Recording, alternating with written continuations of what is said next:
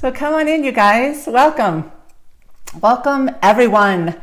I don't know about you, but I was just watching Joy Polson's scope about what's happening to all of our former broadcasts on Catch, and that is very upsetting. But I'm going to set that aside just for a second so we can do this show. This is the Ask the Therapist show, guys, where your questions, whatever you want to ask regarding love, sex, marriage, relationships, parenting, or mental health are fielded, and I try to offer you a perspective about what you need to know about. So come on in, you guys. I am Leslie Gustafson, a sex, marriage, and women's therapist of 25 years. I was a generalist for the first half of my career and have been focused on sex, marriage, and women for the last 12 to 15 years. I can't do the math. I'm also author of the book Amazing Intimacy, Create a Spectacular Marriage in and Out of the Bedroom. Most of you probably already know that. That's 368 pages of everything we think, Doug and I, my husband, think you need to know about love, sex, and passion. It's pretty much a comprehensive guide. I think I just saw Wendy pop on in too. Is there anyone who is new to me? Hey, and Lisa just jumped on in. Hi, Lisa. Pizza Pickle Moo. I got to ask you why you even have that name. That's pretty fun. Dr. Carey, welcome. Or Dr. Yazid, or what's your first name? What would you like me to call you, hun? That's a beautiful picture. Welcome. Glad you are here. Nan is new. Fabulous. I love having new people. I do this show once or twice a week. Dr. Carey, fabulous. I am also Fox Denver's sex and marriage therapist, so I'm often on Colorado's Everyday show here in Colorado, and then I tend to do an Ask the Therapist show after I go into Fox Studios. So usually I'm here once or twice a week with this show, and then Saturday evenings, the Amazing Intimacy show has been running for the last 7.5 months here, the ABCs of Intimacy, and we're almost through the whole alphabet, so you're welcome to join that too. And I have some Amazing Intimacy Tribe people here. The Amazing Intimacy Tribe is a group on Facebook. Hey, Nikki. Love pickles on pizza and cows. That's awesome, Lisa. The Amazing Intimacy Tribe is a closed group on Facebook. You are more than welcome to ask to join. If, like those here, many of those here, you are trying to create amazing intimacy in your lives or want to grow personally in your own journey around becoming who you fully want to be, or you have relationships you want to be talking about. That's a smaller group, a little more safe, a little more confidential, where you can meet other people in a cool community. And we kind of tend to that group a little bit more personally. I keep saying we, my husband Doug and I are both therapists who partner and work together. Hey, Carla, welcome. Welcome, welcome. Thanks, you guys, for being here. And so this is where I invite you to ask anything you might want to know about. If I don't have an answer, I will try my best to provide a resource for you. But I have seen most everything you could possibly imagine and dealt with most issues in 25 years of being a therapist. Working with my partner is very interesting. It's actually very stimulating, and we wrote the book together. We have been married 19 years. We celebrated our anniversary this last weekend, and then we've been trying to deal with coming back to real life in the last few days since. It is interesting. It's stimulating, it's challenging, but ultimately for us, it's really worked out. Thanks so much. So I've had some questions come in back channel, and thank you for inviting followers. Nikki, I forget to ask that. So if you would trust me with your followers here on Periscope, feel free to invite them. We'll get a little bit more of a party going on here, and we will all learn together, answering questions that usually are fairly universal and other people are wondering about as well. Thanks for sharing, Lisa, on Twitter. Let me think. What else do you might need to know about me? Anything? I was also going to tell you guys, if you want a freebie, there is 20 tips and tricks for bringing passion alive, keeping passion alive. That's available to you at my website, authenticandtrue.com.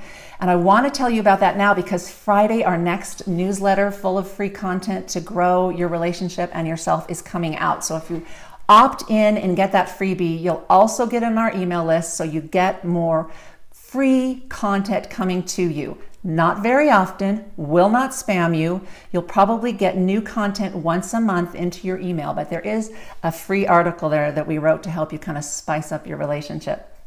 And it's free at authenticandtrue.com. So that is a whole lot of advertising and self-promotion. Nevertheless, you guys, thanks for being here and thanks for the hearts. Thanks for being here, Facebook Live.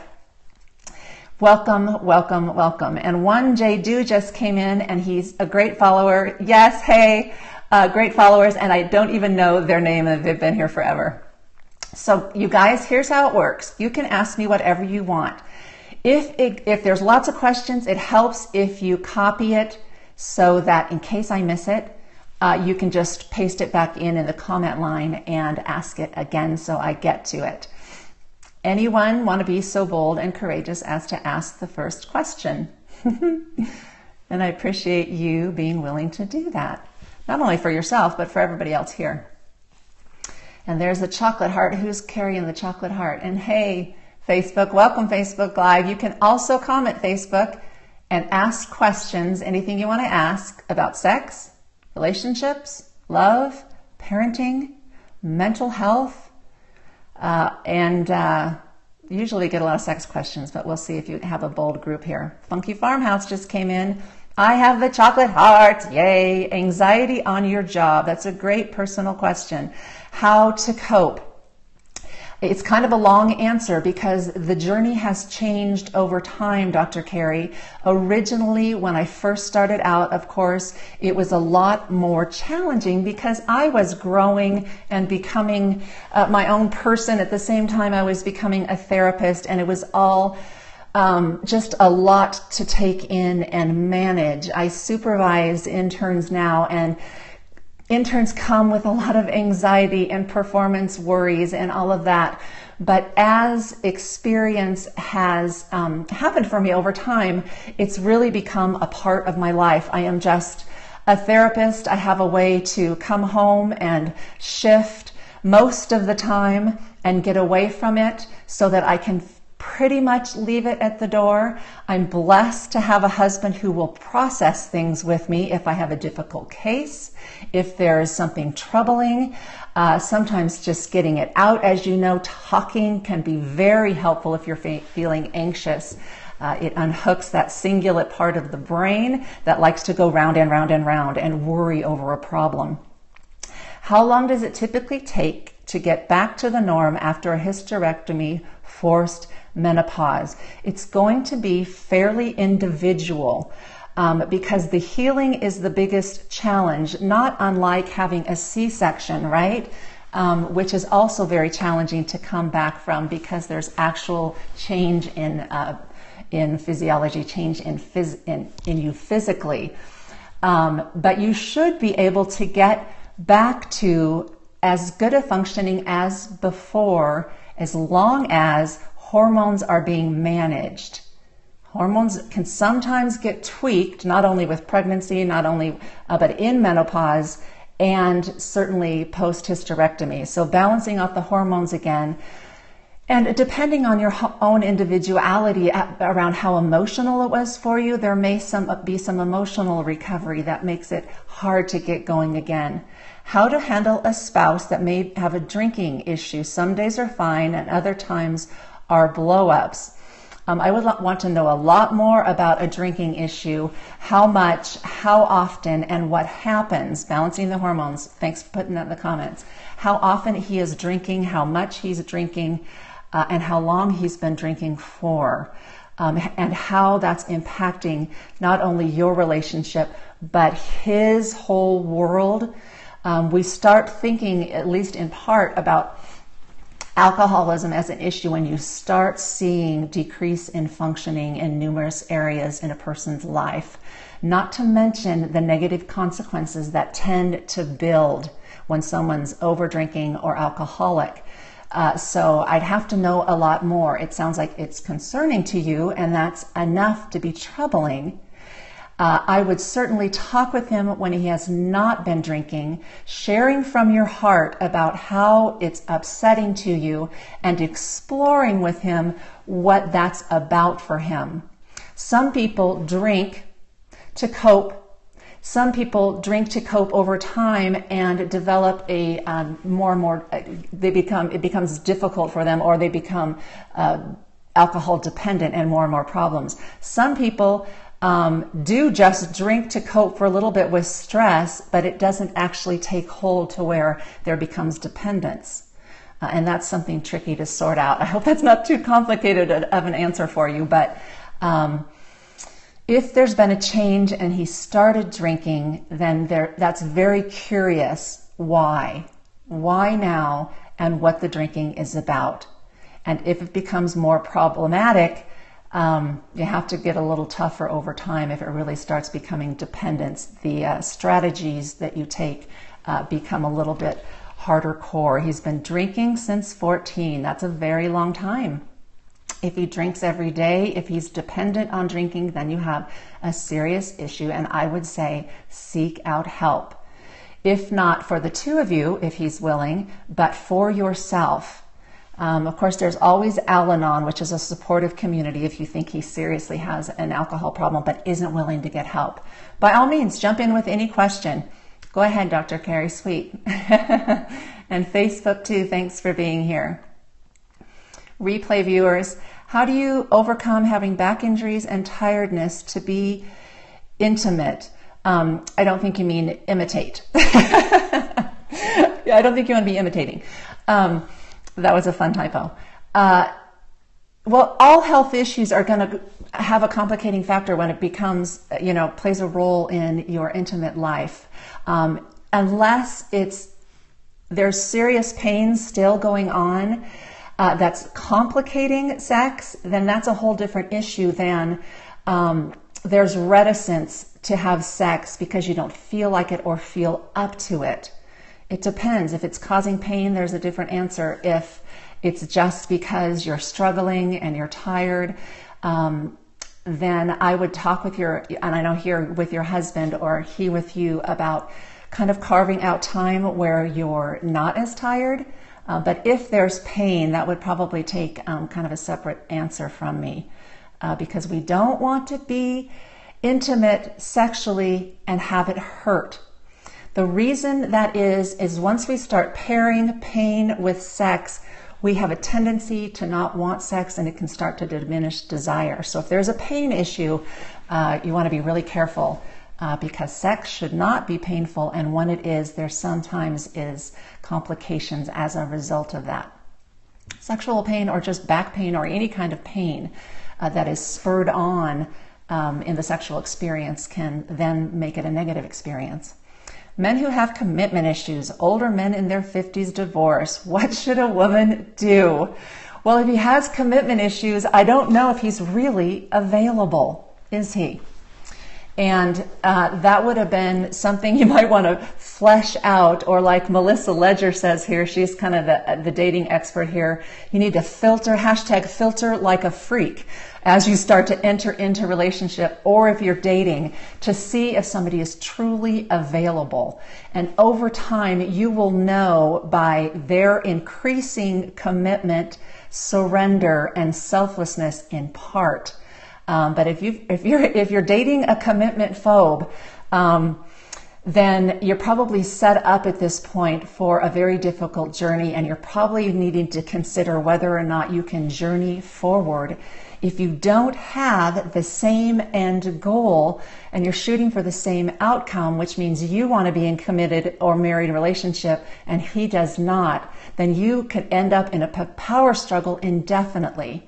And need to, kind of care for yourself in that. It's a thing. People struggle with commitment. Men struggle with commitment. Women do. But that doesn't mean they're truly available for what you may want to have happen in the relationship. So sometimes some really hard decisions need to be made. Do you think waiting to have sex till marriage improves the relationship? That is such an interesting question, Cam. It can and it cannot. Those who wait usually wait because there's some kind of value system around it. Usually we're talking about a faith-based community to some degree that has decided to wait to get married because that's God's design biblically. Depending upon how much passion was there prior to marriage, meaning you were very into each other, there was felt desire, there was arousal. You're very welcome thanks for asking the question, Dr. Carey. And you had some kind of exploration, not intercourse perhaps, but some kind of exploration, kissing, hand holding, whatnot. Those couples tend to do better after they get married if they waited to have sex. Those couples who really had tight reins on themselves before marriage and had a hard time activating passion, I see a lot of difficulty with those couples who waited till marriage because they didn't generate passion together. And so then they try to, and it's really difficult. And a lot of times the myth that is spread is if you wait till you get married, you're going to have the most beautiful, amazing sex ever. And the truth is everybody has to find their way, and it can be hard and not great until two people work a lot of things out together to get to amazing. So a lot of times folks who waited till they got married to have intercourse or had sex sometimes are very disappointed and or disillusioned when they've been sold the myth that it's gonna be amazing just because you waited. Okay, I see it both goes ways, but the thing with sex is easily attached to shame or guilt, and when it's attached to shame or guilt, you can start to see desire gets quelled and passion gets complicated. That's a really long-winded answer to a very hard question. A lot of couples who had really exciting dating relationships find that things flow fine into the marital relationship, even if they waited. But when passion wasn't ever there, it can be really hard to generate passion, because passion is really critical in order to get things rolling with regards to great sex, desire, and arousal. Does that make sense? Yeah, that's a great question. That's one of my actually favorite topics. Yeah, and it's hard to see couples come in who really expected great things, and it wasn't so great, and it's not been so great, and they're still trying to find their way.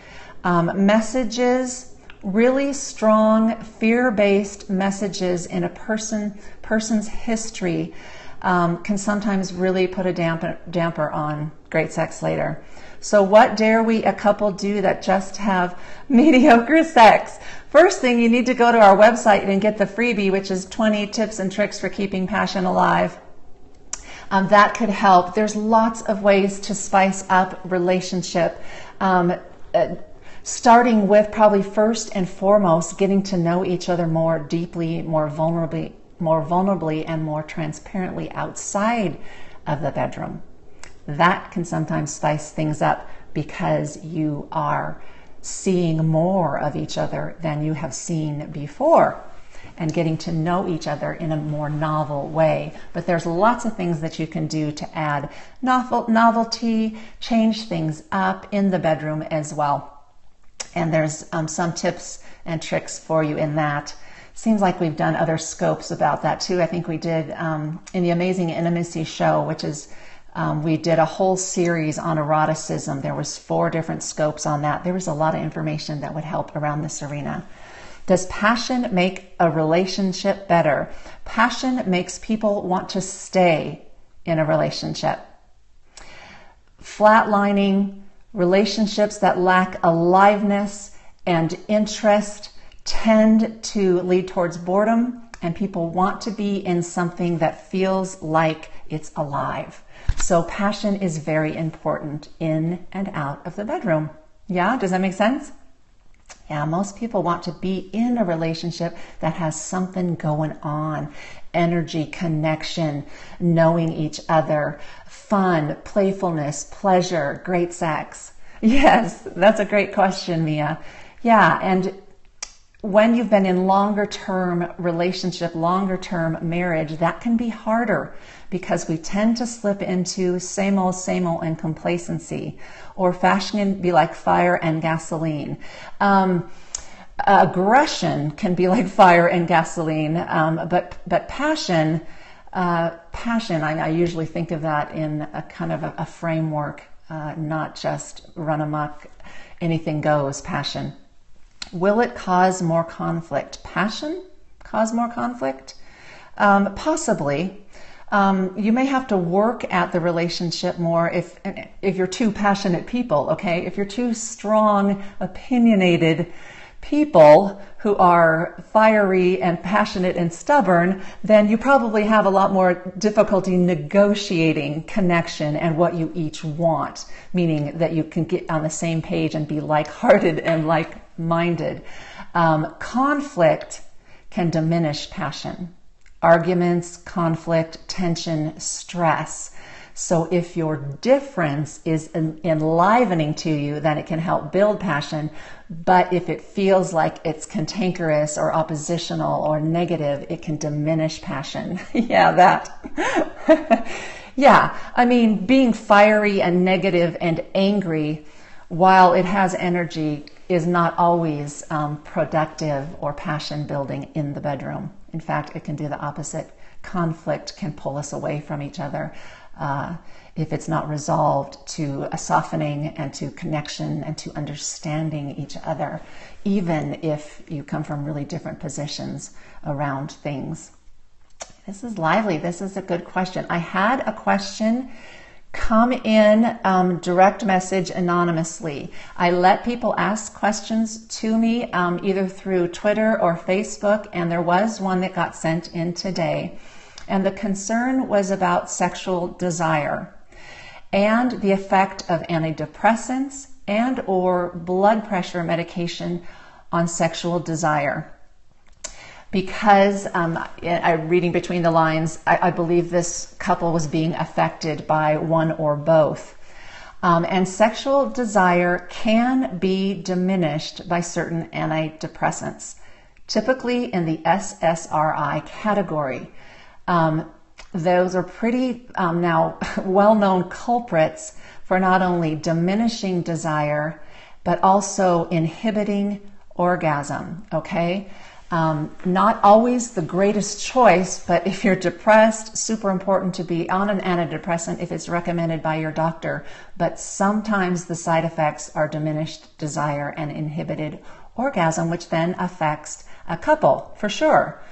And blood pressure is an interesting question. Get this, you guys, 64 million people have high blood pressure in this country. Almost half of those are women. And high blood pressure is a culprit for diminished desire and sexual functioning difficulties, desire difficulties, arousal difficulties, and difficulty with orgasm. High blood pressure can cause sexual dysfunction. And so can high blood pressure medications. So it's really tricky. Not all blood pressure medications affect sexual functioning, but a lot of them do. So you definitely want it to be treated, but there are struggles with the medications. So do your homework.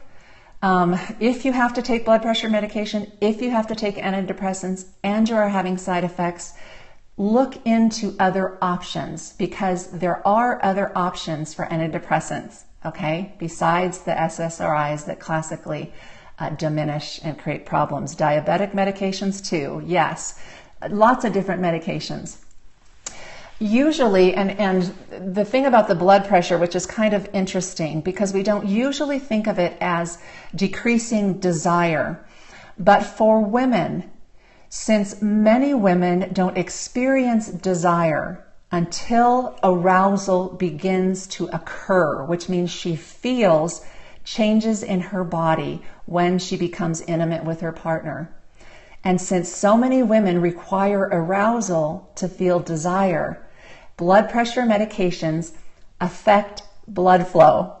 And that's why arousal gets diminished. Arousal for women and erectile dysfunction difficulties for guys, because it's a vascular system. Sexuality is very much a vascular system as well as a mind and emotional system. So that's the reason blood flow is critical to great sexual functioning. So I hope that helps the person who asked that question anonymously. There's probably more to say about that too, but it's a very real issue. Hey, Dr. Hightower, Gerald, welcome. We have been running the gamut of questions here today regarding all sorts of things. Great questions about passion, questions about what if I'm dating a guy who's in his 50s and he's doesn't want commitment, how medications affect sexual functioning. There's a bunch others on the front of the scope too. I can't remember all the questions now. But thank you for popping on in. I haven't seen you in a while. I'm only broadcasting once or twice a week now, in addition to the Amazing Intimacy Show, because it just became too much with also being on television. So anyway, good to see you. Any other questions, guys, or Facebook? Thanks you guys for being there on Facebook. For the first time, I'm live at my Facebook page at Leslie Gustafson, so that's been sort of trippy. Any other questions, guys? Or anything I can clarify around some of the questions that were already asked? Good. I'm glad you liked it, Kara. Good. There was that great question about whether or not sex is better if you wait till you're married. Kind of a complicated question. Thank you, Dr. Carey. Thank you for being here for the first time. I really, truly appreciate it. I am here to help you create amazing intimacy. I'm also in the business of helping empower women through hope, healing, education, and inspiration. And I really love, love, love giving back what I've learned in 25 years. It's just not mine to keep anymore. So I don't want to die with the information, so I'm giving it over. Hashtag YOLO. So thanks, you guys. Can women thrive after divorce? Absolutely they can. Absolutely, Mia. Hands down. Find community, get into therapy, work on yourself, start to decide whether you want to seek out relationship again as far as finding a partner. I am in a second marriage. I thrived after divorce and am remarried now to the love of my life for 19 years. So absolutely, we can thrive after divorce. I'm helping many women right now get back into the dating scene, which has been pretty fun. Daunting, but fun, because that's a lot to walk through. But absolutely, but take care of yourself. Honor yourself and do what you need to do to get recovered, to get healed from what occurred from your divorce, to grieve the loss but not stay in the grief, because you have a new opportunity now to start carving out and making your life perhaps something it never was before for you. So it can not only be a time of recovery, but an opportunity for you to have the life you long for, and perhaps just that. Yes, we can thrive after divorce. Absolutely. Absolutely. And I hope you do. That's my prayer for you. Okay, any other questions, guys? If not, I will probably wrap up. We've been at it here for almost a half an hour, which is a pretty long scope. All previous broadcasts can be found at authenticandtrue.com. I've talked about so much, you guys. We've talked about depression. I've talked about assertion before, dating, parenting, all things sexuality have been talked about before, it seems. And all of those you can peek in and look at Ask the Therapist Show and the Amazing Intimacy Show, ABCs of Intimacy, full of free content for you guys to just have to use and grow around.